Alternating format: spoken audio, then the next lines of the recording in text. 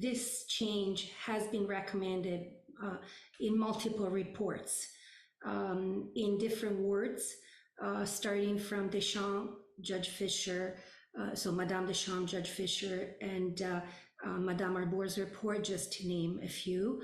And so this is significant.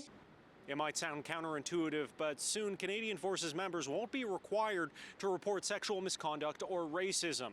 The duty to report policy will be gone this winter, a move the military says puts control back in the hands of victims and survivors. So the victim will always have the option, right? So the victim can and should, right, decide when they're ready to report an incident, right? And how they wish to report it and to whom. Repealing duty to report was recommendation 11 in Justice Louise Arbour's 2022 report on the Canadian Forces.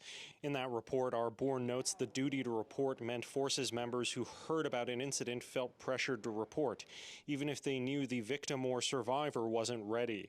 In other cases, Arbour found victims or survivors didn't want to report and begin an entire disciplinary process. They just wanted the bad behavior to stop. In a media briefing, the military's head of professional conduct and culture said the duty to report in many cases caused survivors additional harm by taking away their agency and control over the reporting process. I don't think it's actually going to make much of a difference. Not everyone's convinced the move is significant. Walter Callahan is a Forces veteran, now a graduate student, whose research focuses on mental health among veterans and current members. He agrees with the repeal, but argues the policy may not have ever been enforced.